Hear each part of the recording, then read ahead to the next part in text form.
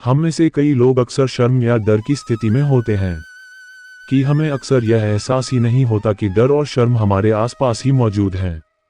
साथियों, आप देख रहे हैं बुद्धम शरणम गोइंग यूट्यूब चैनल। साथियों, शर्म और डर हमारे जीवन में इस हद तक व्याप्त हैं कि इसे शायद ही कभी समझा जा सके, और हमारा पूरा जीवन इन्हीं के इर्द गिर्द घूमता रहता है। इसलिए याद रखें कि शर्म और डर से रहित जीवन अधिक सहज, अधिक शांतिपूर्ण, अधिक आत्मविश्वासपूर्ण और भरोसेमंद होगा। क्योंकि यदि आपके मन में डर पैदा होता है तो यह अपने आप में कोई समस्या नहीं है, परंतु उस डर को अपने अंदर बनाए रखना ही एक समस्या है।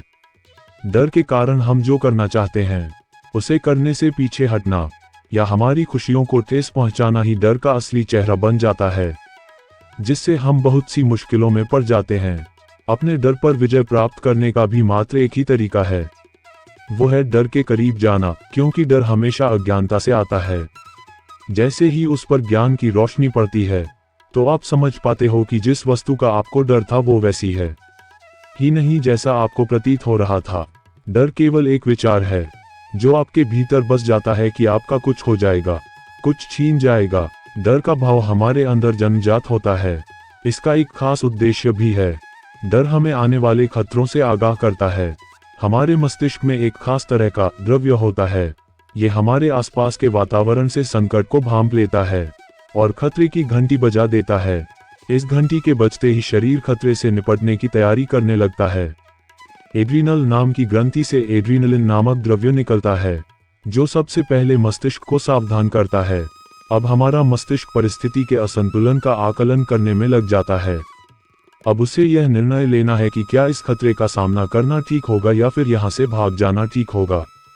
दोनों ही स्थिति में मस्तिष्क में ऑक्सीजन की आवश्यकता बढ़ जाती है, जिसके लिए अब हृदय को शरीर के दूसरे हिस्से जैसे हाथों पैरों से खून वापस मंगवाना पड़ता है। इसी वजह से डर की स्थिति में हमारे हाथ पैर ठंडे और सुन्न पड़ जाते हैं। हृदय को तेज गति से खून ऊपर मस्तिष्क की तरफ भेजना होता है, इसलिए धड़कन बढ़ जाती है और हमें घबराहट महसूस होने लगती है। ऑक्सीजन पूर्ति के लिए सांस तेज होने लगती है। हमारी मांसपेशियां सिकुड़ जाती हैं, जिससे वो जरूरत पड़ने पर तुरंत भागने या सामना करने के काम आ सकें। इस तरह के लक्षण हम सभी ने कभी न कभी महसूस किए ही हैं। यह एक स्वाभाविक प्रक्रिया है। याद रखें, ये डर हमें हर कठिनाई से, विपदा से, संकट से निपटने के लिए तैयार कर रहे हैं। इसलिए ये बुरे नहीं हैं, अपितु उपयोगी हैं। शर्म के मामले में भी यही सच है। शर्म मतलब हिचकिचाहट, कुछ अपने आत्मविश्वास की कमी। इसलिए अपने जीवन में थोड़ा आत्मविश्वास बढ़ाओ। अपनी हिचकिचाहट को समाप्त करने का प्रयास करो, जिससे तुम्हारी शर्म खत्म होने लगेगी। वैसे शर्म मानवता का हिस्सा है और हर किसी को कभी न कभी शर्म की अनुभूति होती है। लेकिन हमें ये समझना चाहिए कि शर्म को हमें रोकने की जरूरत नहीं है, बल्कि हमें अपनी शर्म को स्वीकार करना चाहिए और उसे परिणाम स्वरूप काम में लेना चाहिए।